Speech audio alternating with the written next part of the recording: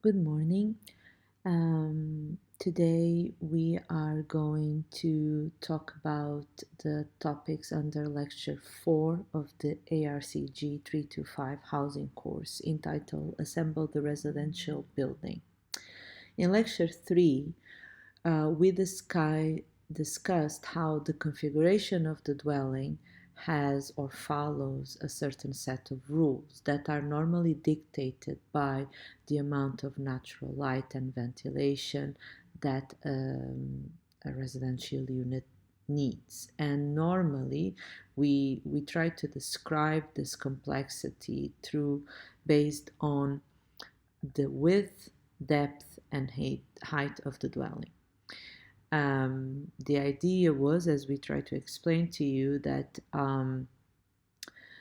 if we understand how certain basic rules can be applied in order to ensure this access to natural light and ventilation that most residential spaces need to have, and how functions or activity zones, as we call it, are organized or can be organized in the dwelling, that if we understand that, our life will be, or our creative life as architects will be much simplified, because once we know the basic rules, then we can use our creativity to improve existing solutions or problems. If we ignore these rules, then it's almost like every time we are designing a residential unit, we are starting from the beginning, which is nonsense, because it's like dealing with standards, let's put it this way. So, after that lecture, today we are going to, in somehow, increase the complexity by talking about how a dwelling unit or these residential units are multiplied to create a multi-story building. As we know, or as I explained to you in our first lecture, the housing course is mainly about multi-story residential buildings, not because housing doesn't deal also with single houses, and some you have some in your case studies, but because multi-story buildings offer a complexity in terms of design that students need to understand and address, because you will spend most of your life as architects, or the great majority of you, designing this type of building. So when we are talking about a multi-story building, we have to learn how to design the dwelling unit, but then we have to learn how to multiply it horizontally. That's called linking dwelling units together, and also how to multiply it vertically. That is called stacking dwelling units on top of each other. Besides that, we also have to understand the communal circulation. Communal circulation applies to how do we go from the entrance of the building to the private front door of each dwelling unit. We call the way in which the individual dwellings are arranged and accessed within a residential building as configuration, meaning the configuration of the residential building. In principle, this configuration can be described geometrically, whereby the simplest residential building consists of a single home. That's why normally in housing course we don't spend much time talking about it, because a single home follows the rules of a composition of a dwelling unit with more or less area, but it is. Then, linking the dwelling width-wise and depth-wise produces respective line and plan formations of ground-connected dwellings. So, for example, it creates row houses if we link dwellings horizontally or in width. If a vertical component is then added, then you get a multi-story building. Each of the volumes obtained in this way has its own logic in regard to the organization and access of the individual dwellings, and that's the main challenge of a residential building. It's how we can stack these dwellings in width, in depth, and in height, and still access each individual unit easily This lecture begins by discussing the characteristics and qualities of various combinations of linking and stacking. We then turn to the different way of providing access to the dwelling. So first we are going to talk about different types of linking. I will make some considerations about the access as we go along, but then on the second part we will discuss specifically different types of access. So in part one, linking and stacking, we have different types: the cluster, low rise, row, mat, the urban villa, infill, slab, block, and tower. And then in part two, that is the access, we have the street, staircase, lift, gallery, and corridor. So starting with part one, cluster low rise. The cluster low rise is a category that basically is formed by various building volumes in which two or more ground connected dwellings are linked, not in any explicit direction. Normally we are talking, it's almost like if we have dwellings that then are attached to each other, but not sharing all the walls of the dwelling with each other, but sharing mainly structural walls.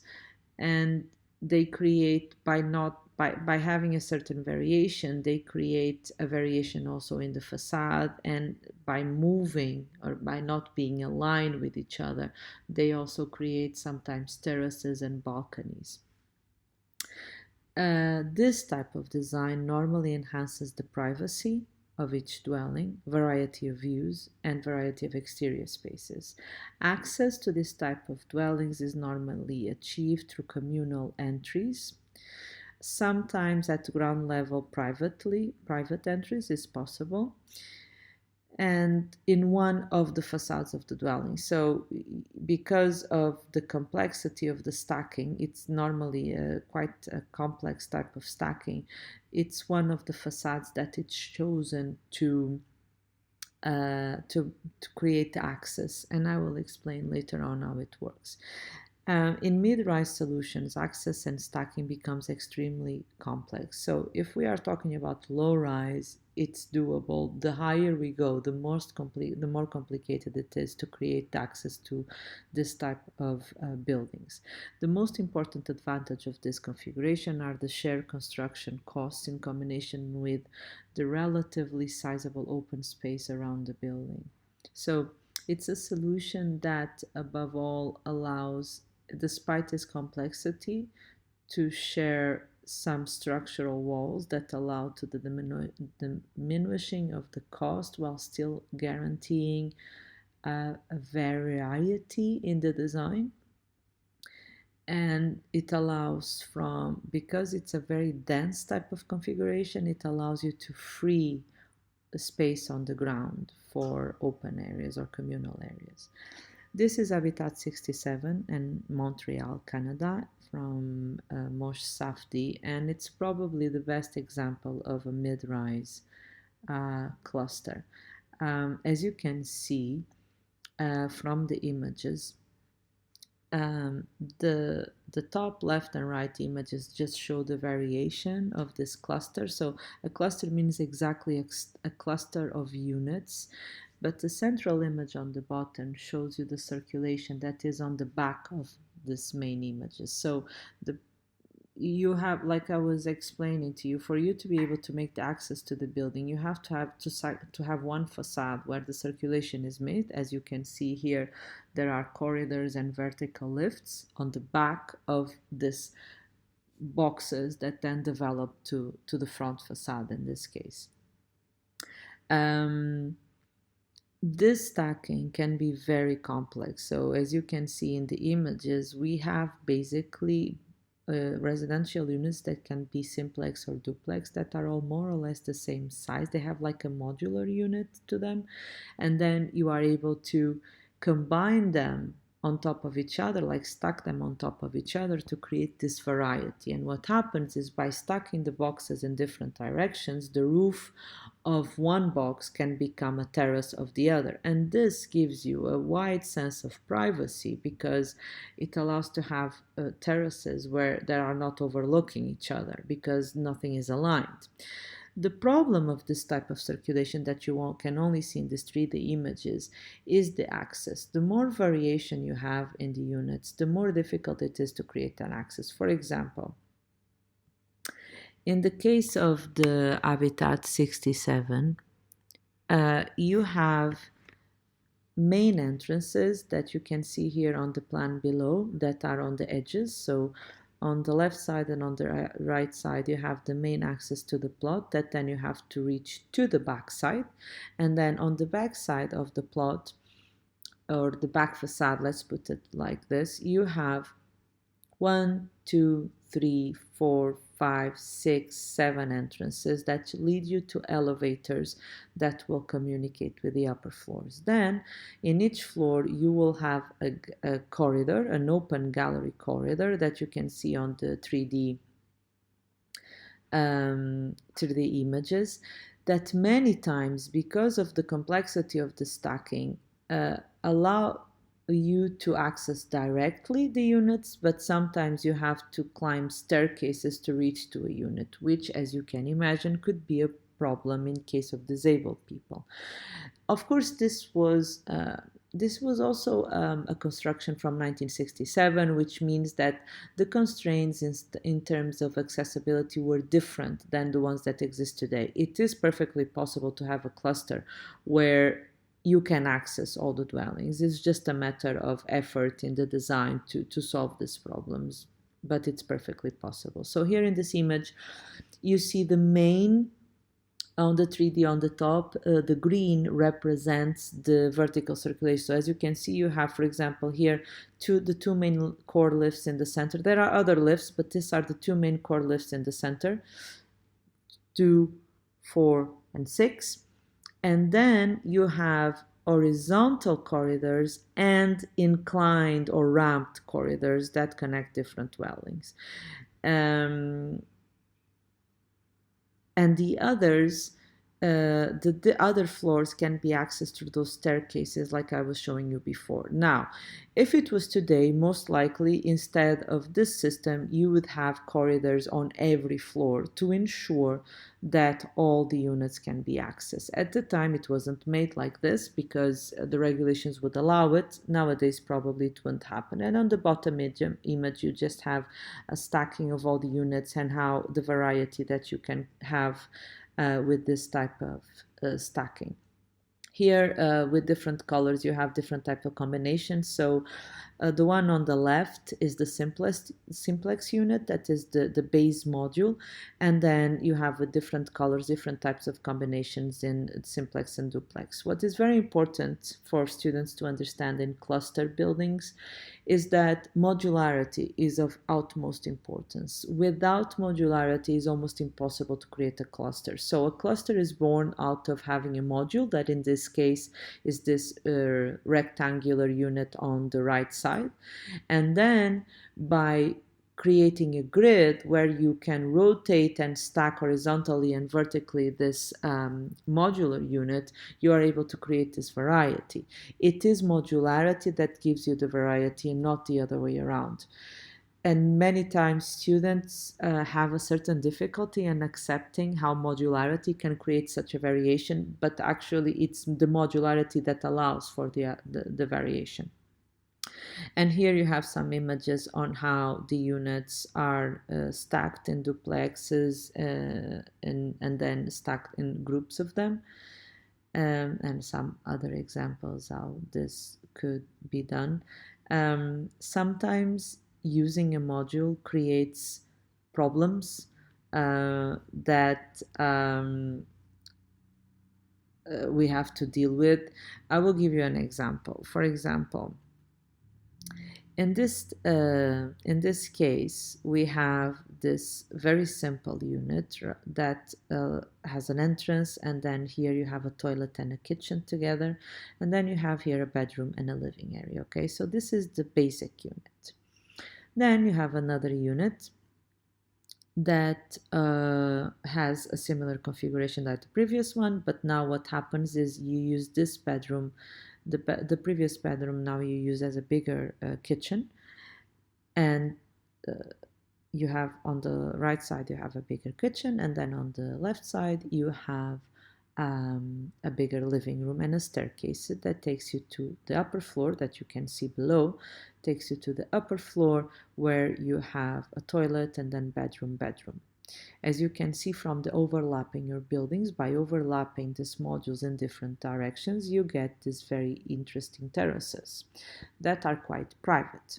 On the right side, the example, we can see how we have in the middle, in the plan on the middle, you have the entrance from the right side, and then you have a kitchen and dining area, and then you can move to the living room and staircase that then takes you to the upper floor. That is the plan on the top.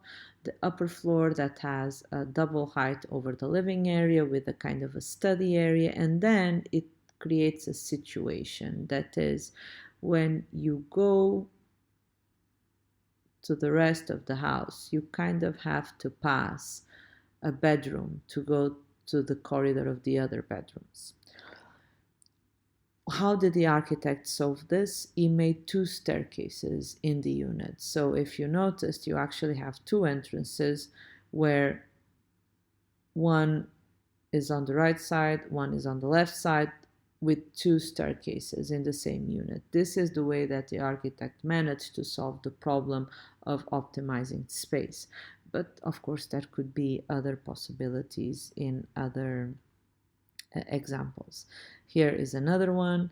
You have the entrance on this on the bottom part, and you are on the you enter the plan on the right, and you have the entrance with, and you have an entrance to the living area and an entrance to the kitchen area, and you enter through the side and you have your kitchen and a kind of a dining area, and then you can move into a kind of a hall that distributes to two different terraces with a guest toilet, and then you have a living area with a staircase, and that staircase takes you to, like I said, the upper floor where you have one bedroom and then a toilet, and then you have a bedroom that actually is difficult to use because it's a passage to the rest of the house. So unlike the previous example that where the owner made two staircases, here because you just have one staircase, you have to literally use one of the bedrooms as a circulation corridor. So the problems of using units or module units is many times they create as many constraints, but it's also good if to, it's also good, no, it's fundamental for us to be able to create a cluster with such a number of variations. So the good thing is it really gives you a sense of individuality within your house and gives you a lot of outdoor spaces that have privacy. On the other hand, by having a very strict module, it creates many constraints in terms of design that we as architects have to learn how to solve. Another problem of this type of design is the structural complexity.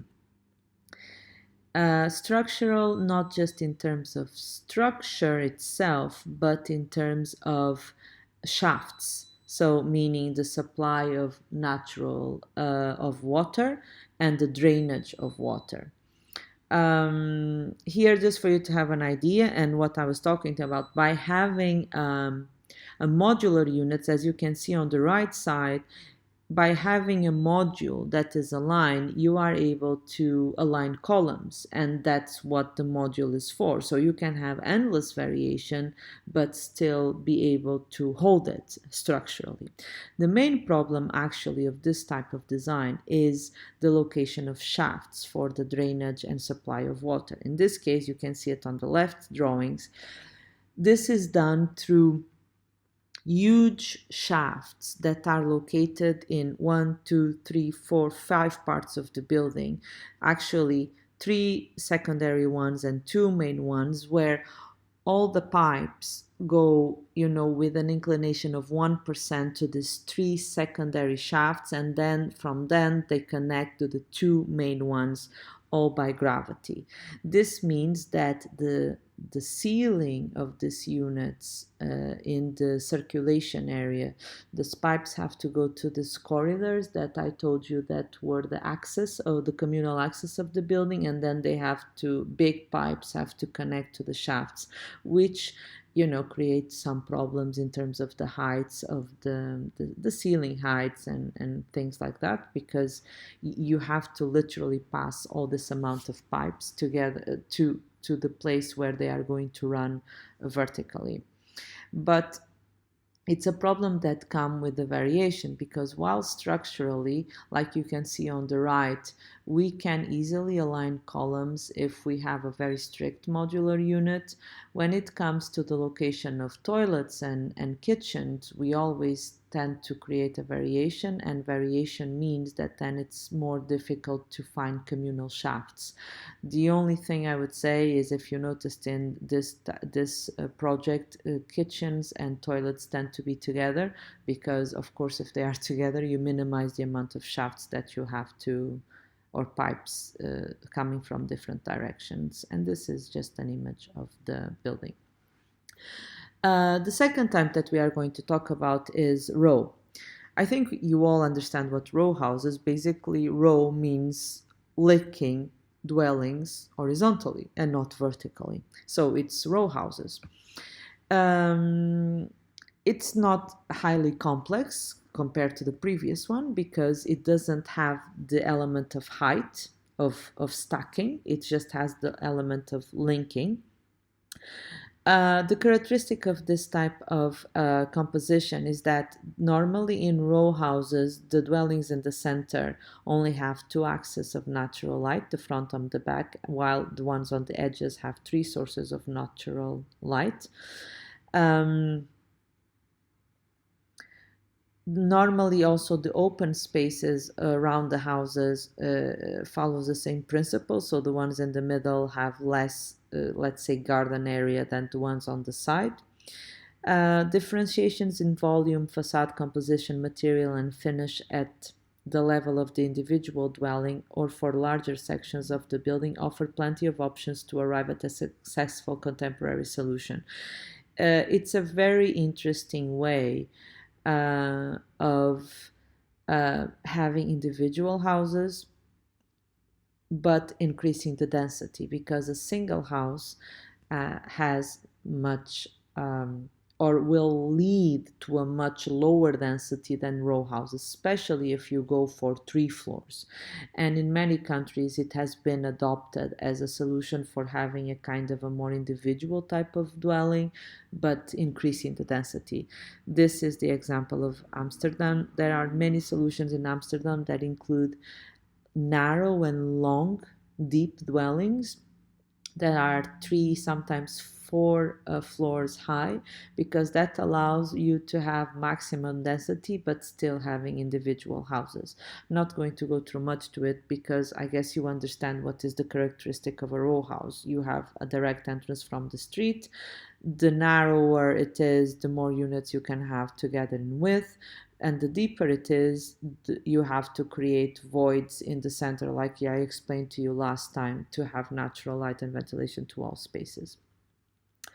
The third type that we are going to talk about is the mat configuration. The mat configuration is like row houses, you link them widthwise. So you link units in width.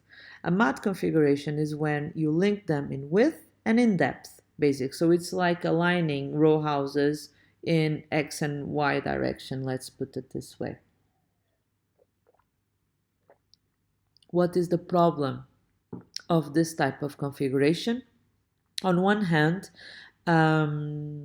they still can be accessed privately, so a mat configuration can still work pretty much as an individual housing, but it has a higher density than a single house and higher density than row houses. Depending, as depending on the linking, so when you link widthwise, you know that you can ensure private entrances to all the dwellings, but once you start linking them depthwise, you start having problems of access that you will need to create. Structural solutions for this produce a matte configuration, which in principle can be expanded in all directions as long as you can solve the problem of direct accessibility to the dwellings. The dwellings are accessible through an access route that connects them under, through, or over the building to the public space. What do I mean? You can have a direct access from the street, but you can also elevate the mat configuration and create a parking space under it from where you can enter, park your car, and then have a direct access to your house through staircases. That is under.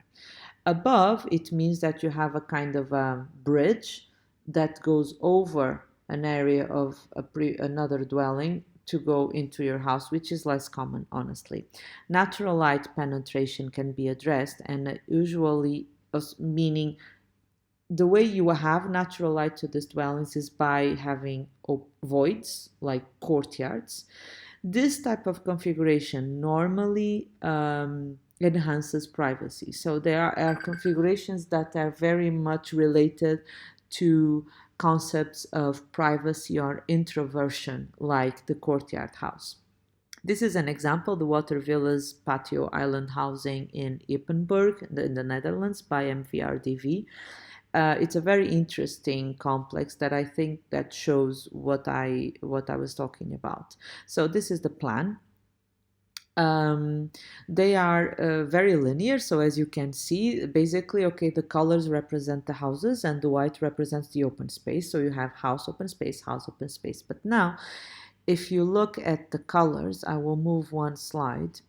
This is the ground floor, and now the upper floor, as you can see, the houses are never aligned with each other, which means that not only they are never overlooking each other, but it optimizes the natural light and ventilation. Why are they never increases, not optimizes, increases the amount of natural light and ventilation that enters each house. Why are they never looking at each other? Because the houses are single oriented.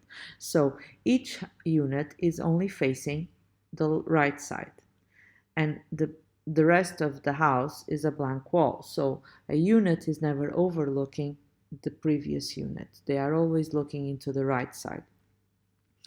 Also, the problem that I was talking about, in this case, the access is made horizontally, so from street level, as you can see on the drawing, so the units on top and bottom are accessed directly from the street, but the ones in the middle, they have to be accessed through this very long corridor that you see on the drawings to access the units in the center.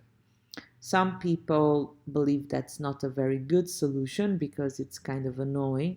Another possibility, like I was talking to you about, would be to kind of create an underground parking with the same area of the plot, and where you would park your car and then have staircases that take you directly to your unit.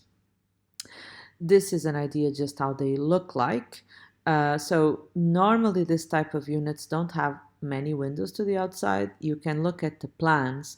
So you have in this unit, this is the one that faces the street. You have an entrance from the street with a kind of living area, and then you have a kitchen and a sitting area on the back, and then a staircase that takes you to bedroom, toilet. And as you can see, they are all overlooking the right side. In the units in the center, you have this long corridor, so you enter through the garden, and then you have a similar configuration. It is a very interesting design, like I said, if you want to highlight privacy, because as you can see on the top image, you have little amount of windows and they are quite blocked, but then if you see a section through the courtyards, they are completely glazed. So you can have a huge amount of natural light and ventilation and a view facing a garden and have a considerable amount of privacy. And this is how you look like. So as you can see, you just have these two windows facing the street, and all the rest is quite blocked because all the windows are facing the interior garden. Another situation is this one that I will let you see the video.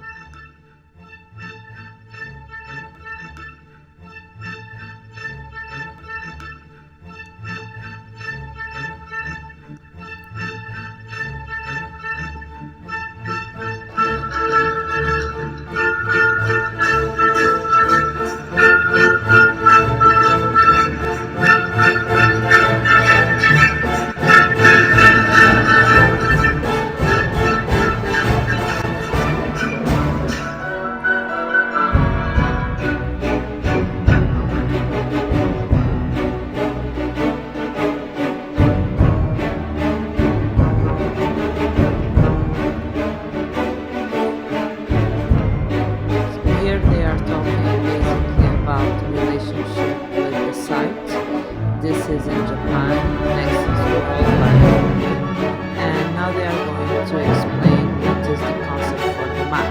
So they wanted to have, what they are saying is to solidify the volume. So they wanted to have a very defined volume on the street. And as you can see, the ground floor is commercial and the top is completely blocked for the residential housing. And they wanted to have this very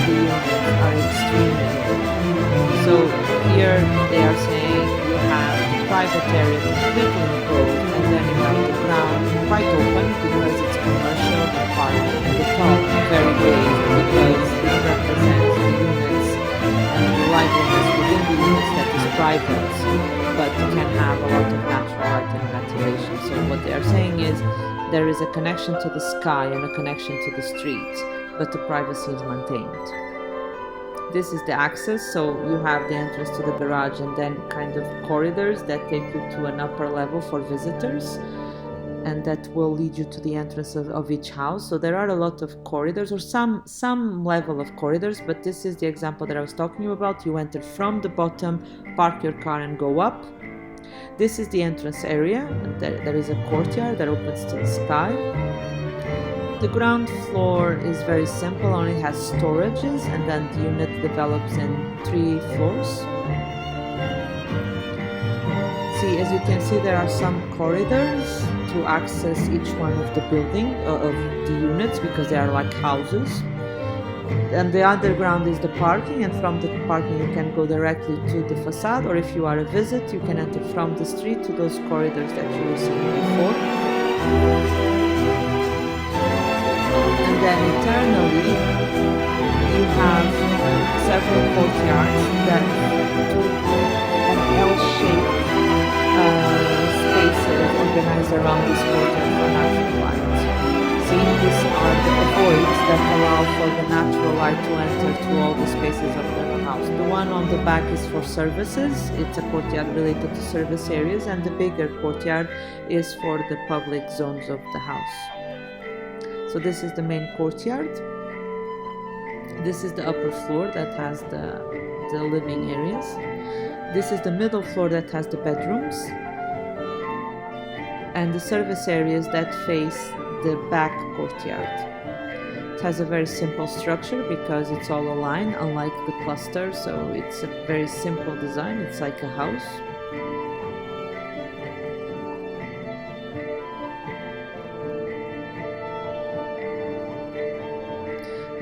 The private space is in the middle, that is the yellow, and the public areas or the social areas are on the top, so that they would have a higher amount of natural light and ventilation and bigger terraces. It was a decision of the architect, so it's the top part over there, it's the living room, kitchen and dining rooms.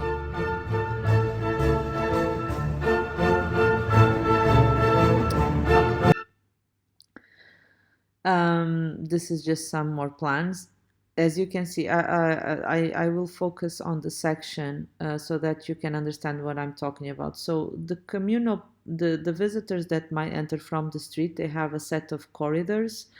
So for example, if you are coming from the street, you have to have it's a little bit labyrinth. It's not labyrinthic, but it's kind of dark, because you have to go through corridors to go to the different units. But if you are coming by yourself, you just park your car and you will have a staircase that will take you directly to your unit, which solves the problem that the patio houses by MVRDV had. That is this long corridor to access your house.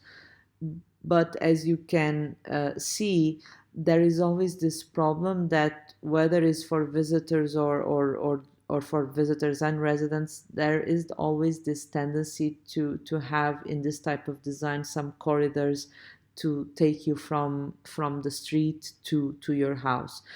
Because when we link row houses horizontally, we can access directly from the street. But once we start adding them, not just in width but in depth, then for us to go from the street to the depth that we need, normally there is a corridor. But I believe that there are many advantages also to this type of mat configuration, mainly the privacy and introspection of the house that, for example, for a culture like Bahraini culture might be very useful, but also even for any other culture where you have very dense urban areas with a lot of pollution and noise, it might be a very good solution to kind of cope and deal with this type of urban configuration. Okay, so the next one that we are talking about is the urban villa. The urban villa is basically characterized by a morphological autonomy and normally is used in buildings that are low to mid-rise. The urban villa is a detached object around which the urban space kind of swirls around and develops. Given the absence of an inner courtyard, unlike the previous one, any private exterior space is likely to be situated along the external facade of the dwelling on all the four sides, in direct confrontation with the public street. So the urban villa is a type of residential configuration that has a very weak public-private separation, because by being an object, once you step out of the object, you are directly in the public space. Although urban in origin, the urban villa is often built in more suburban settings where this separation between public and private is less, or needs to be less hierarchical, let's put it this way, and where space is less dynamic and green forms the context for these autonomous residential buildings. There is no definite distinction between the front and the back, or the sides for this matter, no screening between the public and more private situated exterior space. The urban villa stands exposed to the public environment in all directions. And I'm going to show you the image so that you can visualize. It's a space, it's a composition where the public and private merge immediately. There is no transition. And that is why it's mostly used in suburban areas, because in suburban areas, it's less dense, it's less crowded, and therefore it's easy, it has more open space. So it's easier for you to have this connection directly to the outside without feeling too exposed. While in an urban setting, there are too many people passing by, too many cars passing by, and therefore this type of solution can become extremely public, and people feel that their dwellings are too much exposed. The orientation of the building is important, as the composition is based on the views. This is a type of building that actually faces all sides. So but even if it faces all sides, considering that is standing, like freely in the landscape that is public, I just want to accentuate the fact that these green areas are all public.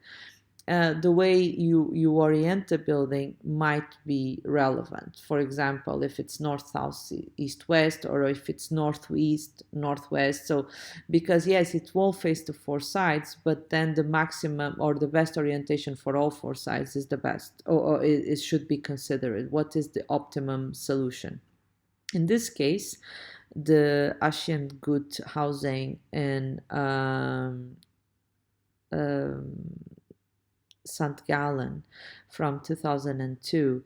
In this case, the orientation of the buildings is important as the composition is based on the views over Lake Constance.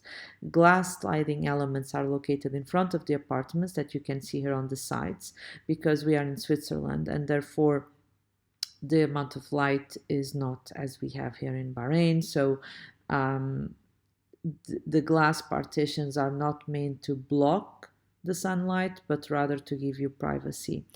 And some of them are transparent and others translucent. The ones that are transparent are made to allow the view on the lake. The ones that are translucent are made to allow a certain level of privacy from the public space because, like I say, they are too exposed.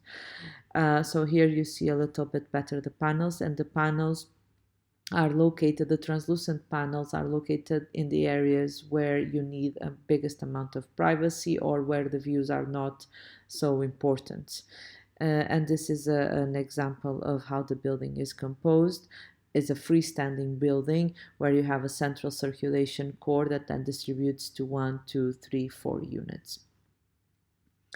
As you normally, a technique that is used in this type of configuration is to put the pedestrian accesses away from the building. So the green areas are public, but because you put the circulation away from the facade of the building, you create a certain distinguish. So it's still a public space, but people walking, they will feel that they should be walking next to the buildings, but far away from the buildings. It's a psychological play that we architects can make to deal with the hierarchy of public and private in this type of configuration. But the great advantage of it is that it allows you to have a building that is mid-rise, that has more density than a row house or a row housing, but there is no private space. There is just public space that are commonly owned, and in terms of the maintenance, it's easier to upkeep because the maintenance of the green areas, or it relates to the municipality, or might be of the residents, depending on the developer, but it's still much cheap to maintain than the private gardens within a single house or a row house, but it still gives you a sense of beauty and calmness that when we don't have these green areas, you don't have if you are directly connected to the street. Even in a residential building that has a green space in front of it, normally if it's in a very dense urban setting, it will end up not serving for nothing, or because it's too noisy or too busy. So this type of configuration kind of sets back from the street, as you can see. So normally these buildings are always a little bit step away from the street. They also work in a checkboard so that to optimize the amount of privacy, so that you don't have houses overlooking or directly overlooking very closely the other houses. And then the garden, they sit in the middle of the garden. It allows you to have a little bit of calmness in a residential setting that urban developments normally don't have. Now we are going to move on to the infill. The infill is a type of composition that normally here for you students you will not have much, but actually you could have. It would be like having to design a residential building in the middle of Manama. That is when we have a building on the left side and on the right side, and then we have a plot that has a very limited area that you have to build on. This is very characteristic of dense urban centers or historic centers, where they are already heavily built, and then you as an architect have to fill in one of the blank spots, whether because a building was demolished or because it was empty and someone hired you to do a project. um,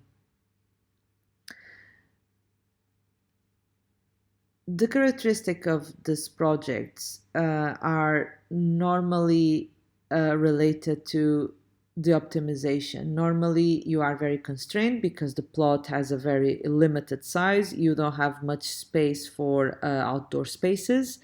And you have to link to the pre-existing building. So you cannot just ignore them because they are well, that you will share partition walls with them. So you might have less freedom in terms of design, and it's very important that you use all your creativity to make sure that your solution um, connects to its surroundings, but also offers the right levels of natural light, ventilation, and privacy to the residents. In most cases, the building alignment and the building height are predetermined factors, so you cannot do much with it, and the facade rhythm of neighborhood buildings also guides the heights of the floors and the overall composition of the facade. So it is a design that can bring you many constraints, and where you have to use all your creativity to make something interesting out of it. This is a very interesting example, in my opinion. It's for post office employees in Paris by Philippe Gazou, and I personally find it very interesting because it's a very narrow and long plot with buildings on both sides, where buildings that have a certain traditional look to them, where the architect really tried to create something new and interesting, and above all, uh, full of light and air. So the way it's, as you can see, of the buildings have very different characteristics. So the first thing that he did is he set back the building a little bit to create a kind of small reception area where you could have a commercial space with an outdoor area. um, so he didn't wanted to highlight this building. He didn't need it to, because if you recess the building, literally your building will tend to disappear. And he said, I'm okay with that, because I think it's more important for the building to have a kind of breathing area. And then he created this gap in the center of the building, and this gap is meant to create the access to the building. So it's the emergency staircase, because if you have an open staircase, emergency staircase, then you don't have to enclose it and follow all the rules of fire safety for enclosed areas, which are quite complex. But at the same time, it's the fire staircase, but it's also an area where the building can breathe, and you have extra sources of natural light and ventilation. So as you can see, on the ground floor plan, this is like this cut in the building is like a long corridor that connects a front part but also a back part where you also have flats, and then in the back you have the garden. Because the plot was very long and narrow, by creating this gap, it allowed him the possibility to create flats that are facing the front and facing the back, while if not, he would be more limited in the design of the units. So what happens is you have basically facing in the main street, you have retail units, and then in the middle you will have a lift that communicates vertically. If you can, and the staircase, like I said, is outside, and you have the entrance to the first flat that is a very simple simplex with a void in the middle, a garden. And then if you continue along the corridor, you will find an entrance to a building that a unit to the left side, another unit to the left side, and then another unit to the right side. So, and they are separated, the back and the front are separated by two gardens. As you go to the first floor, these units that you have entered to the left and to the side are all duplexes. So you have a very narrow unit, especially the one in the middle is very limited in terms of views and natural light. It's quite introverted. And then you can go up and you have a small mezzanine floor with a terrace. And the other unit has an open view also with a terrace. All the units have this kind of recessed balconies. And you basically have buildings that are dwelling units, 2 dwelling units in the front, and then 3 dwelling units in the back. And the building is developing like this. This gap in the middle of the, okay, so the front part, as you can see in the section, has more floors. So you have the retail, and then you have 1, 2, 3, 4, 5, 6, 7 floors. This configuration on the back just has 2 floors. But this playful or display with the units allowed for you to have units that are more open to the street, others that are more introverted towards courtyards, and above all to occupy the entire plot of the building. That's what was difficult in these circumstances. So the characteristic of an infill is that you have so many constraints that you have to use all your creativity to be able to link and stack the units in the most optimized way possible, but also in order to achieve the necessary light, ventilation, but also privacy, which is normally the trickiest one. Now we have the slab, that it's probably the most famous or one of the most famous type of configuration. Slab is created by linking the dwellings in an horizontal line and then multiplying them vertically.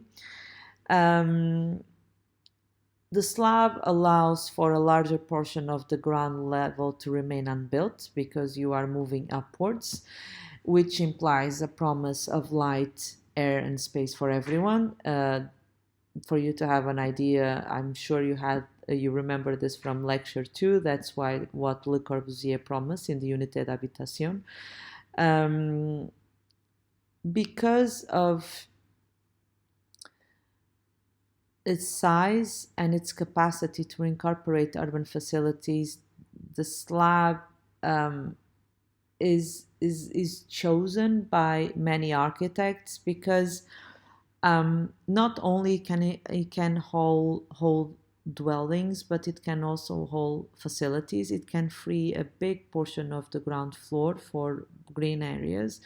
Then it's also a very democratic building because it allows you, because it's a rectangular, it allows for the units or the majority of the units to have the same view, the same solar orientation, the same ventilation, the same type of access. So it's a very, let's say, democratic composition. It also allows for very different types of accesses. It not only is flexible, but it is democratic. I didn't wanted to show you again the Unité d'Habitation. You can check it on the previous lectures if you want to. Here is the Silodam in Amsterdam, designed by MVRDV. And I brought you this example to show that, yes,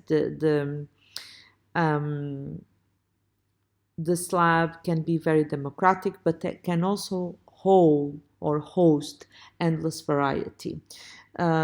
The Silodam was actually inspired by the Unité, but they call it a contemporary Unité. And what they wanted to do is to hold in a slab many different types of neighborhoods that would represent target groups or niches of people with different desires and different needs. So if you look at the plans, you will notice that you will have in this slab single-oriented units, double-oriented units, simplex, duplex, triplex, single-loaded corridors. We haven't spoke about the axis, but you can see the white things on the plans. They are the axes. So you can see that sometimes there are corridors in the middle. Then sometimes these corridors do a kind of a zigzag. Sometimes they don't exist or they are broken. So the slab has this ability to be democratic, but also to offer endless possibilities because the linking, unlike the cluster or the mat, it offers much more possibilities of design. Combined in one building, one big box of building. Unlike the cluster, it is more monotonous, obviously, because, and this is what we have to also learn in terms of design, that depending on our design goals, we choose the composition that we want. While a cluster is main point is diversity and individuality and private outdoor spaces, the mat, high points are about introverted design and privacy. Row houses are much more about street access and individuality.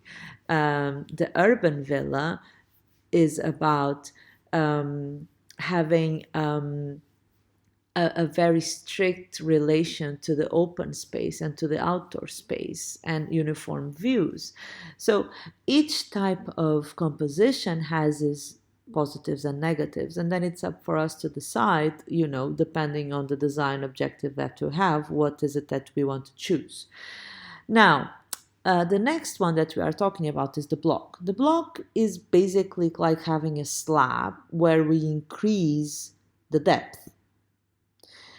Obviously, as if you start imagining what happens when we increase the depth, like the dwelling, what is going to happen in a block building is that you might have problems with access of natural light and ventilation to all the units. In a mat configuration, that is a problem, and it's solved to voids. In a block configuration, because it's also stacked vertically, these voids are also a solution, but they have to be proportional to the size of the building. So it's not different than a mat, the only difference is the proportion of the voids. The block form needs to be mutated through the use of openings or incisions so that a proper scale and sufficient facade space can be achieved for the dwellings. Blocks are very common in dense urban areas because if you have a block that you need to fill in, you will tend to create a block building that normally has a void in the center, a courtyard. But this courtyard can be very varied. It doesn't really have to be so it doesn't really have to be only in the center. There are many ways of configuring voids to bring variety to the block and natural light to the block. So this is the Bikuben student residence in Copenhagen. It's a student residence, but in reality, the configuration could perfectly be one of a normal residential unit. And as you can see in the voids, the most interesting thing is how these glazed areas are the facilities of the building, the communal spaces of the building. And the interesting thing about it is how they are combined in different floors to create a kind of variation of the design and points of interest and break the monotony. So if you look at the plans, what you will see, typical of a block configuration, you can see the staircases, and then you have long corridors that distribute to single-oriented units on the exterior part of the facade, while the interior part of the facade has facilities. It's very important the amount of voids that you have on a block, because a block can be a very boring building. Like a slab can be a very boring building if you don't add variation on it, like the previous example that I was showing you. Variation is important. In a block, the same happens. You cannot have just long corridors to serve dwellings. You have to add points of attraction, which in this case are the open areas and the terraces or the facilities that are distributed to the different floors of the buildings. They don't exist on every floor, just in some of them, as you can see in the axonometric views, but that obviously brings a point of interest where people can get out and gather, do activities together, which is interesting. Like I said, the most important thing in a block is the proportion of the voids. You have to always make sure that the number of the number of floors and the width of and depth of the void are proportional and ensure the proper natural light and ventilation. What happens in many vertical buildings is that you create a void in plan that seems very big, but then when you have a building of 30 floors, it's just a very ugly shaft. So proportion is everything. In taller buildings, what we can do is to combine central openings with side openings to kind of make them more proportional. Another example is the Parkrand by MVRDV, which is also a block, but as you can see in the image, has many holes on it to give it a lighter look and a proper entrance of light and ventilation. What this allows, this big holes allows, is to have a very glazed facade to the outside, but still openings to the inside. The inside windows are for service areas like kitchens and toilets, while the outside are for the living spaces such as living rooms and bedrooms. So by doing this, you have a very healthy building with a lot of air passing through, but you can also have windows that have different functions. The ones from the outside focus mainly on view and the privacy of the residents, where the social areas are, and the inside ones are more related to spaces that need to have light and ventilation, but not necessarily a view. It also gives a sense of independence to the unit. So you have a big block that is one building, but because of this big openings on it, it's almost like in the end you have 1, 2, 3, 4, 5 different buildings united by a communal space that is only linked together in the top floors, like you can see around the plan, or in the bottom, and that also increases a sense of privacy in very big buildings, which is important because residential buildings, when they are very massive, people tend to feel estranged, and we have this expression of sardine can, sardines in a can. They're very close together, and people tend to dislike this feeling. So by having a massive building but separating them into smaller units, it gives people with each one with its individual access, vertical access, it gives people a sense of individuality, which is also important because blocks as slabs, the main downside of this type of configuration is that they might be seen or faced by the residents as very massive and without individuality. Finally, we have the tower, that it's also, I'm pretty sure, a type that you know very well. The use of residential towers allows for very high housing densities.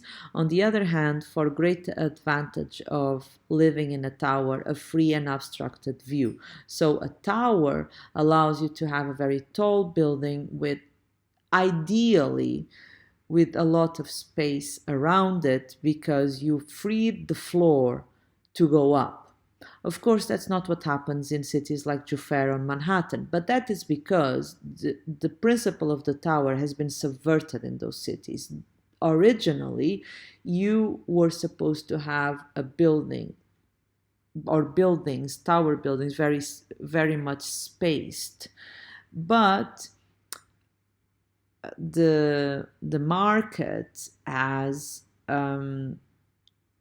push, or the prices, the real estate market has pushed for higher densities and created a situation where towers are treated as row houses. And obviously that was not the intention, or not row houses, but I guess you understand my point, almost like mat configurations, which is created this situation where no, there are no obstructed views anymore, and there is no natural light and proper ventilation coming to the spaces as it was intended. And I think you can experience this in Jufair. This very tall buildings accelerate wind and create channels of wind that are very disturbing for people passersby and for people living in buildings. People can barely open their windows because of the force of the wind. You don't have views, or in many of them, you don't have views. You are just watching your neighbor on the other building. Very little privacy. So let's just say that the principle was subverted. But originally, the advantage of a tower is that you go up to free space around you. Towers are normally situated in strategic places to take advantage of the views. It allows for a big number of dwellings organized around the core in a very small area, which also makes a very good parking solution, normally included in the tower in several floors. So it's a very optimized types of design. Dwellings in tower have little connection left with the street or the immediate environment of the building. Instead, they are focused to maximum extent on the views. And that's why the views are so important, because studies show that a person living above the 8th floor feels disconnected from the feeling of home. They associate this type of living with a temporary living, like hotels. So for you to convince a person to live in a tower and feel at home in a tower, you have to play on other aspects like the views or the privacy that can come off of living in the sky. If you cannot give that to people, then it will be very, very hardly anyone will choose a tower configuration to live with. Large exterior spaces can compensate for a potential sense of claustrophobia that might occur in this type of buildings where you have a lot of people living in height. Although this is constrained by climatic conditions at high elevations, because after the 40th floor, it becomes very uncomfortable to open a window or to be in an outdoor space. So on one hand, yeah, you can go high and enjoy the views and work that in your advantage. But then if you are extremely high, then you will have the advantage of view, but you will not have the advantage of having contact with the outside, which can increase the sense of claustrophobia. Communal spaces and facilities located elsewhere in the building can expand the residential domain inside the tower. And that's very important to create a sense of neighborhood in such a building, because this type of buildings tend to isolate people a lot. Given their distance from the street, the dwellings often enjoy supplementary services varying from rubbish disposal, because you cannot force people to go down every time they want to dispose their garbage, to electronic ordering facilities for grocery deliveries.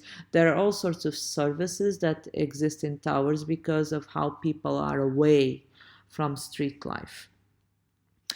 This is Sinuzuki Architecture residential building in Nuevo Portobello. It's a very interesting complex that includes slabs and towers. And Zuki tried to give a more homey feeling to this tower by creating, first of all, a variation in the facade, because that's another characteristic of towers. They tend to have very monotonous facades because of the vertical repetition.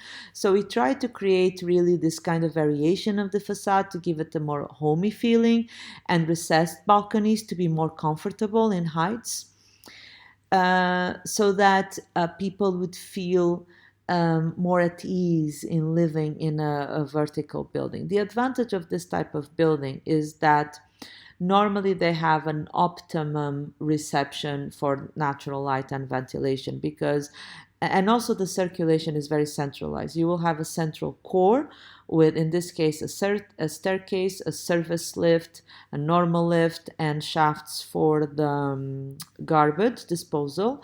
And then, if you noticed, each unit is a corner unit, so a 90 degrees unit where all spaces can have natural light and ventilation.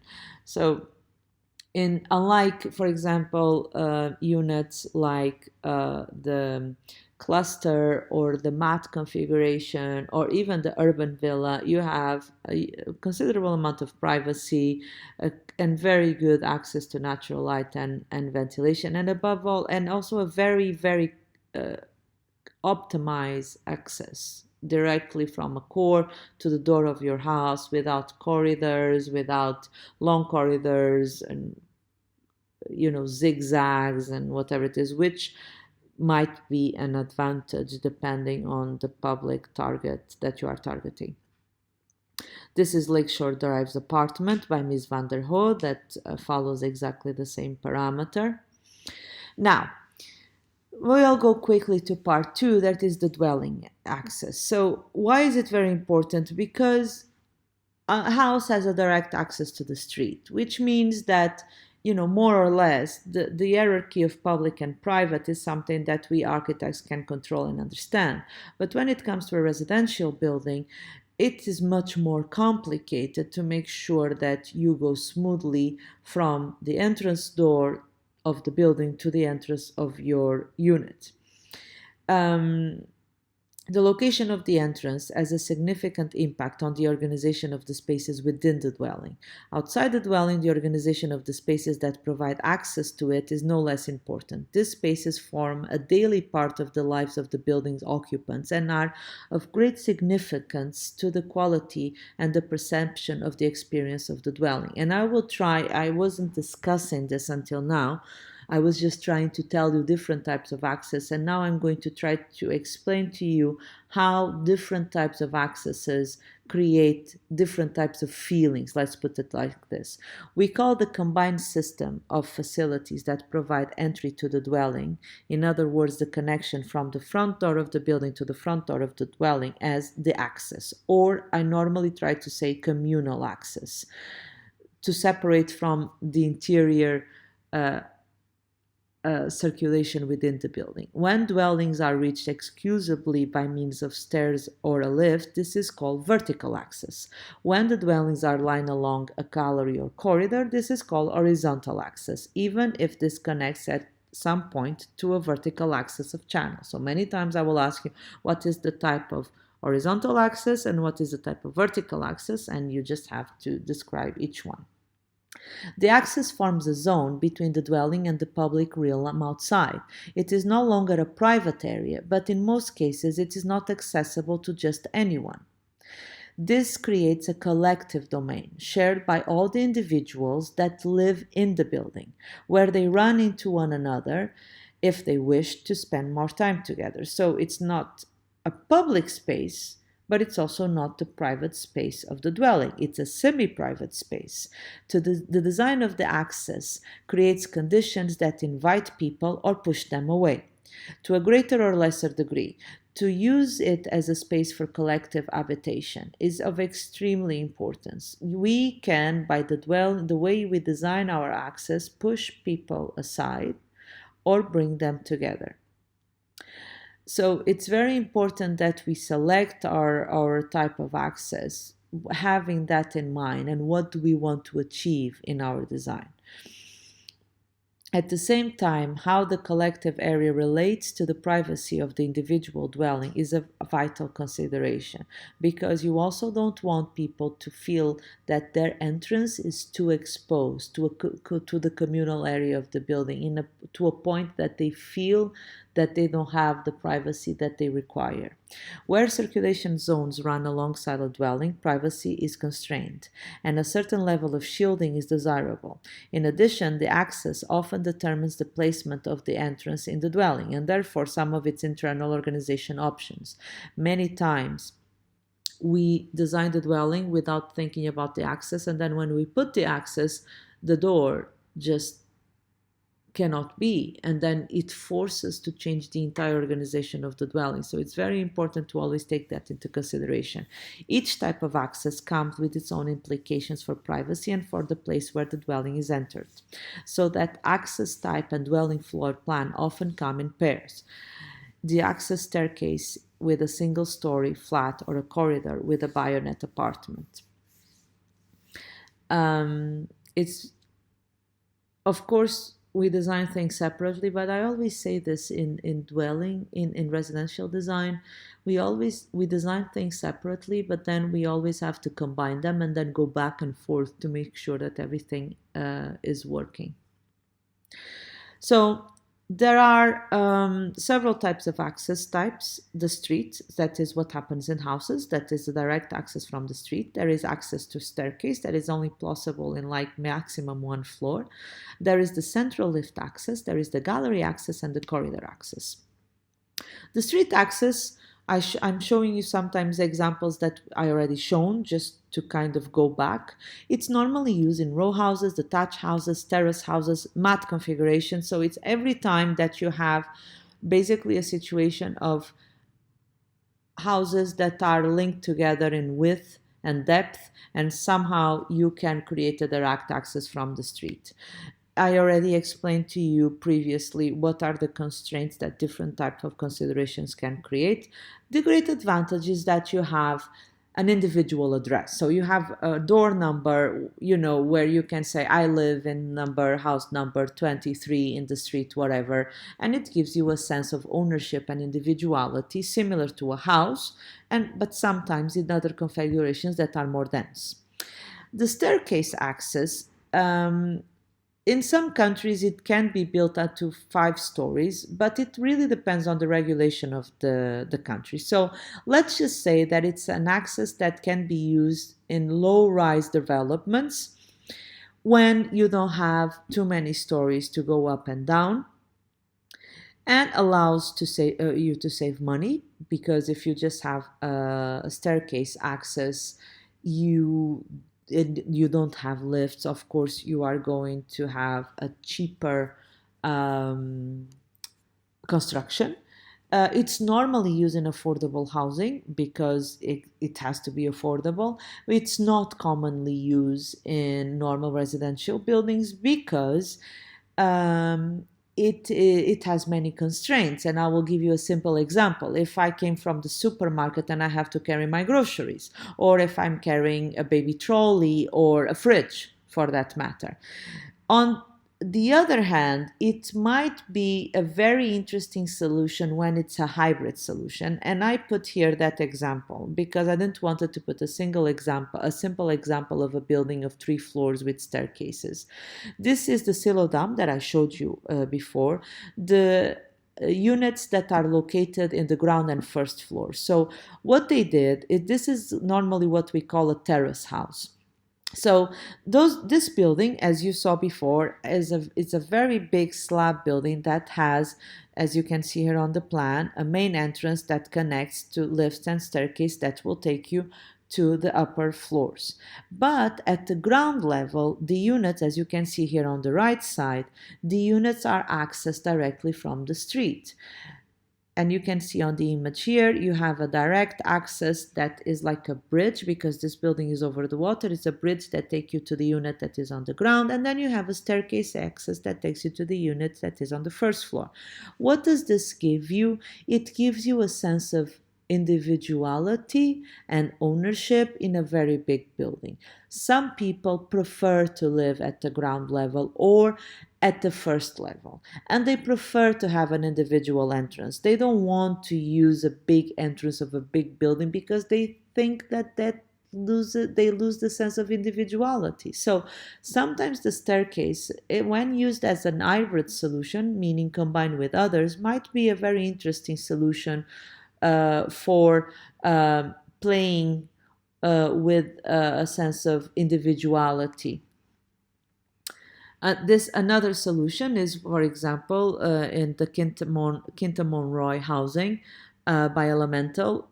It can be used where you have very low-rise solutions. So in this case, the units this is affordable housing. The units on the ground are entrance from the void area. You enter the units on the ground, and then you go up 1 floor to access the duplex units that are above. So in this case, you have a 3-floor residential unit that have all access directly from the street. So you saved on elevators, and it allows you to have, again, a sense of individuality. Then we have the central lift access, that is the most commonly used one. Vertical access with the lift makes it possible to stack dwellings to very great heights, so it allows you to go as high as you wish to, or as the government, the municipality allows that. The dwellings have to be clustered around this vertical core, or we call it core. It's very important that you memorize this name because you will hear it a lot, with a communal entrance at ground level, as in the urban villa, and a landing around the lift so that you can access the individual units. Normally, this is used in towers. As the tower gets taller, additional lifts might become necessary. So you start with one lift and one staircase for safety reasons, for fire reasons. But then, as you have more units vertically, you will have to add more lifts. It basically has to do with the capacity that each lift has, how many people can one lift carry. So the more floors you have, the more lifts you need to add. As higher elevations are reached, the number of lifts and conduits can be reduced, and the structure can be reduced as well. So you might start with 6 lifts on the ground, and then on the 30th floor, 4, and so on and so forth. Here is the interlace by Owen May in Singapore. I decided to show you a central lift access example that was not a regular tower, because you have the Zuki project a while ago, so if you want to see it, you can see that one. The interlace is a combination of slabs in a tower configuration, and literally that's what OMA was thinking. They thought, we have a big site, instead of having towers far away from each other with a green space in the middle, why not create a more complex configuration that allows for, a more creative design, where people will want to live here, would create different views, different types of terraces as building stacks over each other, different types of open areas, different types of flats, and that's how, or the concept behind the interlace. And as you can see on the plan, the white areas represent the central lift axis, just to show you that a slab can have a central lift axis as much as a tower. You just have to literally duplicate them as you need entrances to buildings, so to dwelling units. So for example, here on the plan, you have 2 white areas that are 2 central lift axes. Each one serves 3 flats.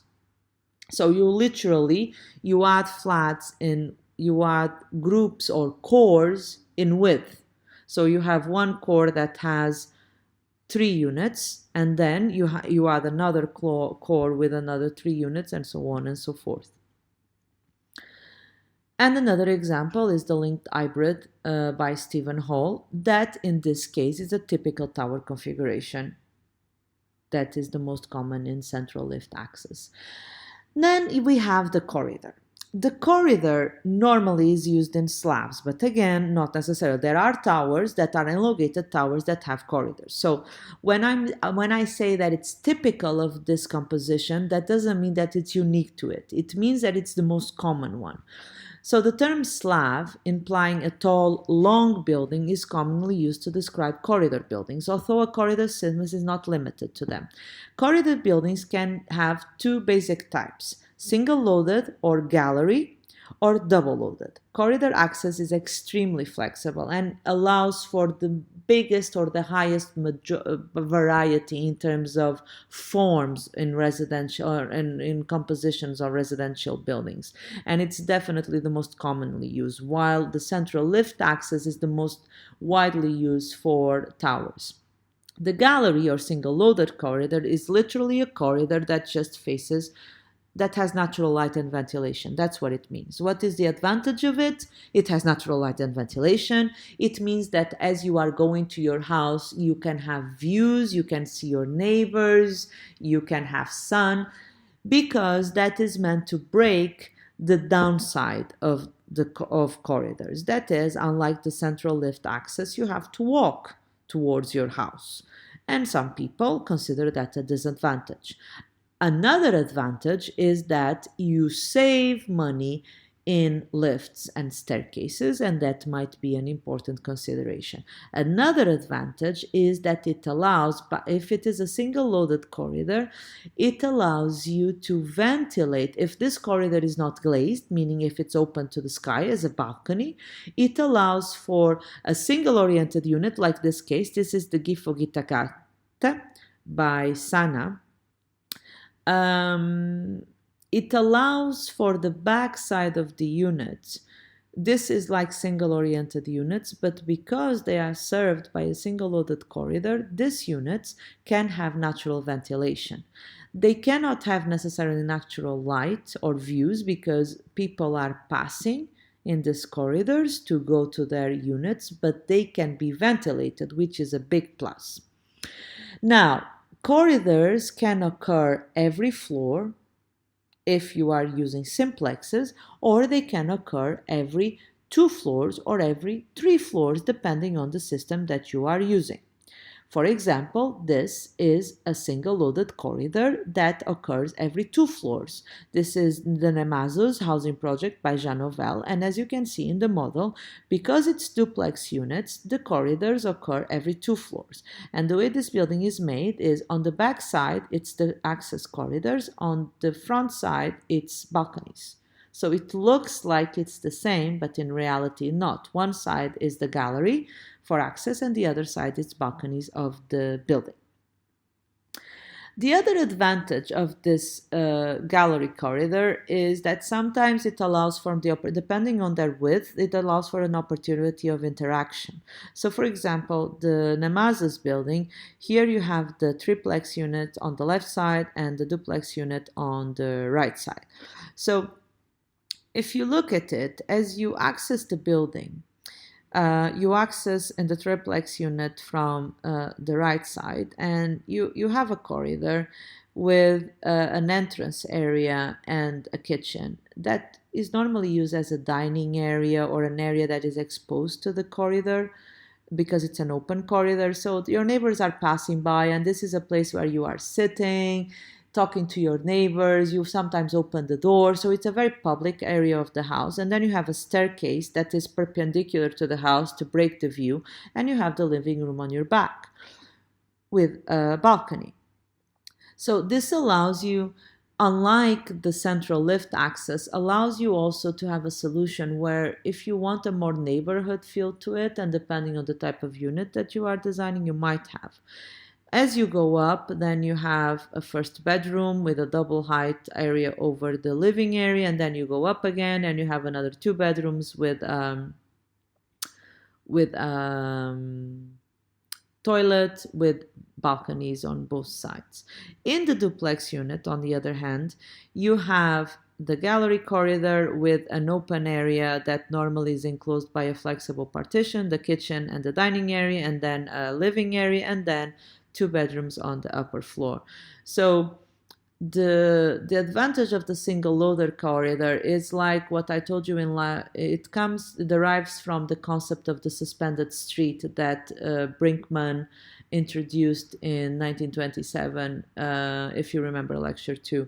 And it's very much, it has very much to do with this idea of bringing the liveliness of the street in a residential building in height. Then you have the situation of a single loaded corridor can occur every 3 floors. This is Robin Hood Gardens that I already showed you in lecture 2, and the way they managed to achieve this is when you access the building, and if you don't remember, you can go to lecture 2 and look at it again. Lecture 2, no, I think it's lecture 3 actually. When from one corridor you can access, you have 2 doors. One, you enter through a duplex that then develops on the ground level, and then you go up to the bedroom area, and on the other door on the left side, so you have a hall. To the right side you have a duplex that has living area and kitchen and then bedrooms on the top. To the left, you open to another duplex that has a kitchen and living room on this level, and then you go down to go to the bedrooms. This allows you to have a corridor every 3 floors, which the main advantage of it is that obviously it saves money, because it saves money not only in infrastructure, but then it saves money in terms of maintenance, which is very important. In residential buildings, the maintenance costs are very important because it is the residents who pay the maintenance cost. And obviously, the higher the maintenance, the more likely you might have problems amongst neighbors. And these are the plans. Oh, I had the plans here. So see, this is the corridor, and then you have the light color and the darker color. So in this one, you enter, you have kitchen and living area, and then you go up and you reach here, and you have another living area and several bedrooms. And in the other one, you enter here, you have the living room and kitchen, and then you go down and you have the other bedroom. So and then we have the corridor and the double-loaded system. The double-loaded corridor are the more numerous than single-loaded ones, is the most commonly used type. They are able to accommodate either single-oriented units, meaning a corridor every floor, or double-oriented units, that is a corridor every 2 floors when we have duplexes. This building type has much greater flexibility than single-loaded buildings, because single-loaded buildings, as you can see, they tend to be very thin, like worms. We call it the worms. So if you see the Robin Hood garden, it looks like a worm. If you see the Nexus, not so much, is true, but still, it's a very long building. The Gifugitagata, also a very long building. So they tend to limit the type of configuration, while the double-loaded system is much more flexible in terms of configuration. A corridor every floor in double-loaded slabs are especially sophisticated, popular in the United States and many countries in Europe, here in the Middle East as well. The advantage is they are very practical. They allow for very different building shapes. The disadvantage of it, they save money because the corridor allows you to serve the maximum number of units. The disadvantage of it is that they are never ventilated, and when you serve single-oriented units also suffer from a lack of ventilation. Now, I'll give you a simple example. If we look at these units, this kitchen and this toilet could never have natural light, while in the Robin Hood Gardens, for example, this area over here can ventilate to the corridor because it's an open corridor. And in the Gifog Itagata and in the Janovel as well, the kitchen faces the gallery.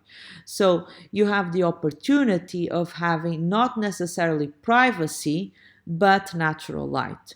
While in a double-loaded corridor, you don't have nor privacy, no natural ventilation or natural light, which is a problem, or it's a potential problem.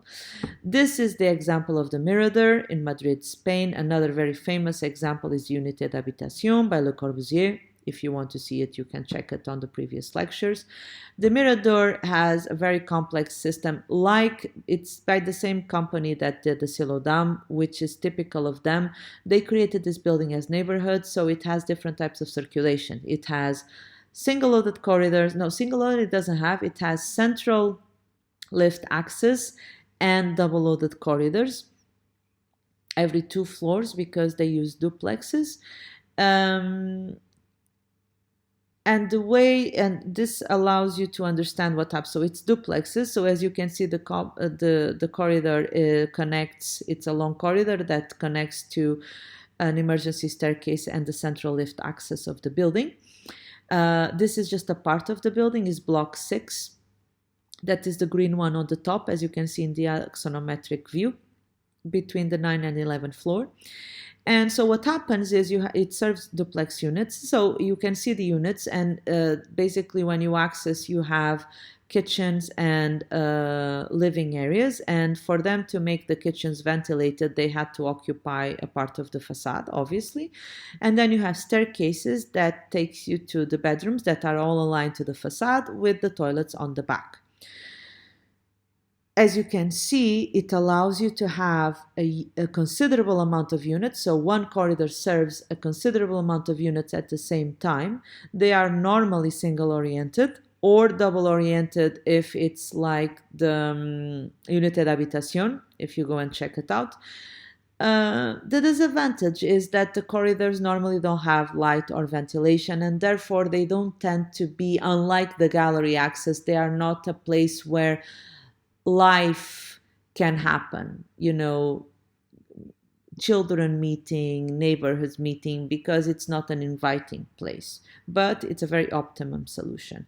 What they did to kind of solve this issue in some of the floors, so this is the 9 situation, 9 and 8th floor, and then 8 and 9, 9 and 10, and then on the 11th floor, what they did was they reduced the area of the flats and increased the area of the corridor. And because they are on the last floors, they created voids.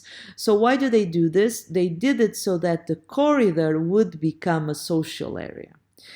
And this is how it looks like. So unlike the ones on the bottom, here you have a corridor that has natural light and ventilation, and then you can enter the units on the 10th floor, and then on the 11 you can get out of the unit and access a private patio for each unit. So it creates this kind of cute and entertaining variation in the facade, and this building really tells you the difference between a double-loaded corridor and a double-loaded corridor that has natural light. And it's a way of explaining you what are the advantages between single-loaded and double-loaded. So it's always important. It's not about choosing a double or a single. It's always or a central lift access is always about understanding what are the limitations of each, and then using the creativity that you have at your disposal to make the best of it. And this is just a video where you can see Le Corbusier, that is one of the most famous double-loaded corridor, and how you have single and double-oriented units intertwined. So this is one unit intertwined in the building to make a double-loaded corridor every 3 floors, because the Mirador was every 2 floors.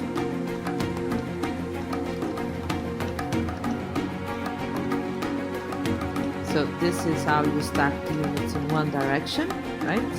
And then you are going to stack the other units in the other direction.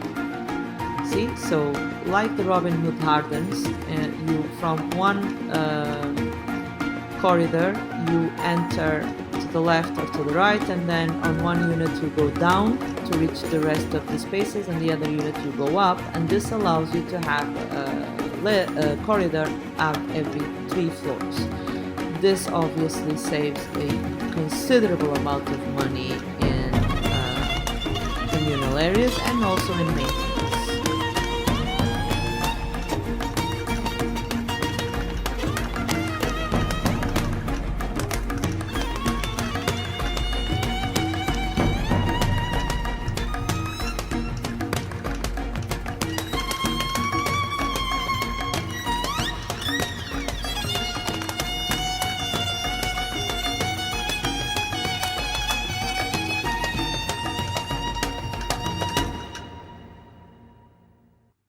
It's definitely the most efficient solution for circulation.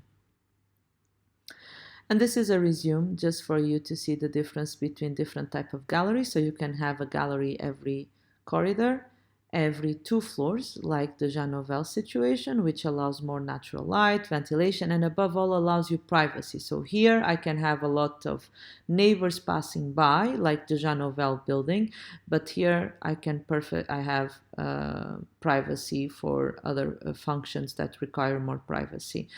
And then you have double-loaded corridors. Okay, this is an open gallery, but then you can also have an enclosed gallery. This is what happens in the Unité d'Habitation, meaning I have a gallery that has a single height and a double height, and then other corridors to access to create a bigger variation in the facade, in the communal areas.